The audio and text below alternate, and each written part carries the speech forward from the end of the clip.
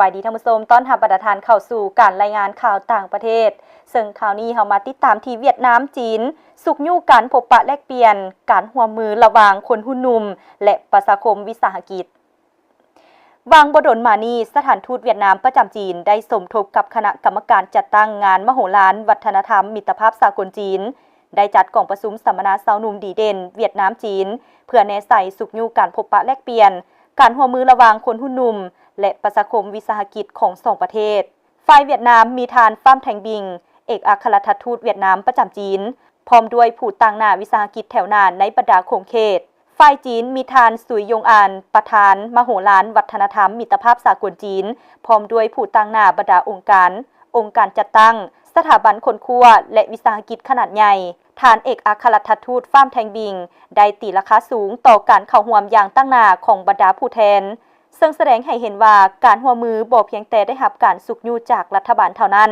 หากยังจากประชาคมวิสาหกิจและสาวหนุ่มเวียดนามย้ำใดก็ถือเป็นสำคัญเพิ่มทวีการร่วมมือกับจีนส่งเสริมการเปิดกว้างการพบปะแลกเปลี่ยนระหว่างสาวหนุ่มมหาวิทยาลัยสถาบันคนครัววิสาหกิจและศูนย์นวัตกรรมในกองประชุมสัมมนาบรรดาผู้แทนและวิสาหกิจ2ประเทศได้แนะนำเกี่ยวกับวิสาหกิจวางออกความต้องการร่วมมือและแบ่งปันประสบการณ์ในการพัฒนาและสุกยู่การลงทุนสองฝ่ายได้แลกเปลี่ยนเกี่ยวกับกะละโอกาสในบรรดาโครงเขตการร่วมมือคือการค้าการหันเปลี่ยนดิจิตอลเทคโนโลยีการบินสาธารณสุขและการพัฒนาแบบยืนยง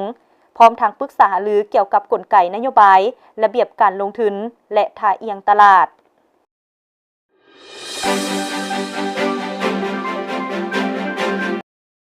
วันที่21กรกฎาคมที่สำนักงานนายกรัฐมนตรีท่านเลมิงฮึงนายกรัฐมนตรีเวียดนามได้สนทนาทางโทรศัพท์กับท่านมัคคานีนายกรัฐมนตรีแคนาดาการสนทนาตีราคาว่าการพัวพันระหว่าง2ประเทศยังมีท่าแฮงบ่มซ่อนหลายอย่างเพื่อเปิดกว้างและพัฒนาอย่างแท้จริงมีประสิทธิผลมุ่งไปถึงการยกระดับการพัวพันในระยะจะมาถึงท่านเลมิงฮึงเสนอ2ฝ่ายสมทบอย่างแน่นแฟ้นเพื่อหันบุริมสิทธิ์ละเอียดจำนวนหนึ่งให้ปรากฏผลเป็นจริงคือเพิ่มทวีการแลกเปลี่ยนคณะผู้แทนทุกระดับและทุกช่องทางให้บุริมสิทธิ์สุกยู่การเยี่ยมยามของการนำขั้นสูง2ประเทศแคนาดาจะสืบต่อเปิดตลาดให้แก่สินค้าของเวียดนามโดยเฉพาะแม่นผลิตภัณฑ์การเกษตรเครื่องปลาของดงสินในน้ำส่งเสริมวิสาหกิจแคนาดาเพิ่มทวีการลงทุนเข้าในบรรดาโครงเขตโครงการจุดสูงเกี่ยวกับพลังงานเศรษฐกิจสีเขียวเศรษฐกิจหมุนเวียนอยู่เวียดนามท่านผู้ชมที่ผ่านไปนั้นก็แม่นข่าวทั้งหมดที่ทางภาคข่าวต่างประเทศของพวกเรานำมาให้ประชาชนได้รับชมมาฮอดนี้การรายงานข่าวต่างประเทศก็ได้หมดเวลาเพียงเท่านี้พบกันใหม่ในมื้อหน้าสำหรับมื้อนี้สบายดี